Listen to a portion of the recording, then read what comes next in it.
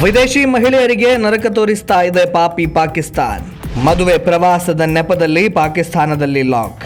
ಭೂಲೋಕದ ನರಕ ಅಂತಲೇ ಕರೆಯಲ್ಪಡುವ ಪಾಕಿಸ್ತಾನದಲ್ಲಿ ನಡೆಯುವ ಅಧ್ವಾನಗಳಿಗೆ ಕೊನೆ ಮೊದಲಿಲ್ಲ.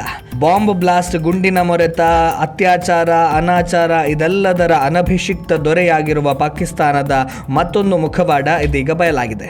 ಅನೇಕ ವರ್ಷಗಳಿಂದ ಪಾಕಿಸ್ತಾನದ ಗಂಡನಿಂದ ಒತ್ತೆಯಾಳುವಿನಂತಿದ್ದ ಒಬ್ಬಾಕೆ ಫ್ರೆಂಚ್ ಮಹಿಳೆ ಮತ್ತು ಆಕೆಯ 5 ಮಕ್ಕಳು ಇದೀಗ ಬಂಧಮುಕ್ತರಾಗಿದ್ದಾರೆ. ಅಹ್ಮದ್ ಖಾನ್ ಎಂಬಾತನಿಂದ ಬಂದಿಯಾಗಿದ್ದ ಫ್ರೆಂಚ್ ಮಹಿಳೆ ಸಿಲ್ವಿ ಯಾಸ್ಮೀನಾ ಮತ್ತು ಆಕೆಯ ಮಕ್ಕಳು ಅತ್ಯಂತ ದಯನೀಯ ಸ್ಥಿತಿಯಲ್ಲಿದ್ದರು. ಆಕೆಯ ದೇಹದ ಮೇಲೆ ಕ್ರೌರ್ಯ ಮತ್ತು ದೈಹಿಕ ಶೋಷಣೆಯ ಗಾಯಗಳು ಕಂಡುಬಂದಿದೆ.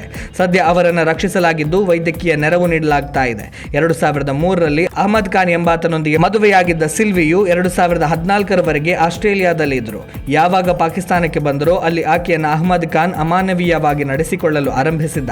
ಪತ್ನಿ, ಮಕ್ಕಳನ್ನು ಸೇರಿದಂತೆ ತನ್ನ ಸಂಸಾರವನ್ನ ಅಹ್ಮದ್ ಕತ್ತಲ ಕೋಣೆಯಲ್ಲಿ ಬಂಧಿಸಿರಿಸಿದ್ದ. ಮಕ್ಕಳನ್ನ ಶಿಕ್ಷಣದಿಂದ ದೂರ ಇಡಲಾಗಿತ್ತು. ಬಿಡುಗಡೆಯ ನಂತರ ಯಾಸ್ಮೀನಾ ಒಂದು ವಿಡಿಯೋದಲ್ಲಿ, ನಮ್ಮ ಸ್ವಾತಂತ್ರ್ಯ ಕಸಿದುಕೊಳ್ಳಲಾಗಿತ್ತು, ಗಂಡ ಪ್ರತಿದಿನ ನಮ್ಮನ್ನ ಹೊಡಿತಾ ಇದ್ದ, ನನ್ನ ಮತ್ತು ನನ್ನ ಮಕ್ಕಳ ಭವಿಷ್ಯ ಸಂಪೂರ್ಣವಾಗಿ ನಾಶವಾಗಿ ಹೋಯಿತು ಎಂದುಕೊಂಡಿದ್ದೆ, ಕೊನೆಗೂ ಬಂಧಮುಕ್ತಳಾಗಿದ್ದೇನೆ ಎಂದು ಒಂದೇ ಸಮನೆ ಅಳುತ್ತಾ ಗಂಡನ ದುರ್ನಡತೆಯನ್ನ ಬಿಚ್ಚಿಟ್ಟಿದ್ದಳು. ಇದೇನು ಮೊದಲ ಪ್ರಕರಣವಲ್ಲ. ಪಾಕಿಸ್ತಾನದಲ್ಲಿ ವಿದೇಶಿ ಅಥವಾ ದ್ವಿಪೌರತ್ವ ಹೊಂದಿರುವ ಮಹಿಳೆಯರೊಂದಿಗೆ ದುರ್ವರ್ತನೆಯ ಅನೇಕ ಪ್ರಕರಣಗಳು ಈ ಹಿಂದೆಯೂ ಬೆಳಕಿಗೆ ಬಂದಿವೆ. 2010ರಲ್ಲಿ ಬ್ರಿಟನ್ ನಿವಾಸಿ ನಹಿದಾಳನ್ನ ಪಾಕಿಸ್ತಾನದಲ್ಲಿ ಸುಮಾರು 10 ವರ್ಷಗಳ ಕಾಲ ಬಂಧಿಯಾಗಿಟ್ಟುಕೊಳ್ಳಲಾಗಿತ್ತು. 2017ರಲ್ಲಿ ಅಮೆರಿಕನ್ ಮಹಿಳೆಯೊಬ್ಬರನ್ನ ಉಗ್ರಗಾಮಿ ಸಂಘಟನೆ ಅಪಹರಿಸಿ 5 ವರ್ಷಗಳ ಕಾಲ ಬಂಧಿಸಿಟ್ಟಿತ್ತು. ಪ್ರತಿ ವರ್ಷ ಬ್ರಿಟನ್ ಮತ್ತು ಇತರ ಪಾಶ್ಚಿಮಾತ್ಯ ದೇಶಗಳ 100 ಮಹಿಳೆಯರನ್ನ ಕುಟುಂಬದ ಪ್ರವಾಸ ಅಥವಾ ರಜೆಯ ನೆಪದಲ್ಲಿ ಪಾಕಿಸ್ತಾನಕ್ಕೆ ಕರೆತರಲಾಗುತ್ತೆ.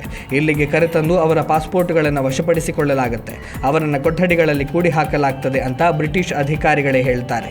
ಈ ಘಟನೆ ಕೇವಲ ಒಂದು ಉದಾಹರಣೆಯಷ್ಟೇ. ಮುಚ್ಚಿದ ಬಾಗಿಲುಗಳ ಹಿಂದೆ ಇರುವ ಅಸಂಖ್ಯಾತ ಪ್ರಕರಣಗಳು ಬೆಳಕಿಗೆ ಬರಬೇಕಾಗಿದೆ. ಭಯದಿಂದಾಗಿ ಅವುಗಳು ಎಂದಿಗೂ ಹೊರಬರುವುದೇ ಇಲ್ಲ ಎಂದು ಮಾನವ ಹಕ್ಕುಗಳ ಸಂಘಟನೆಗಳು ಹೇಳ್ತಾ ಇವೆ.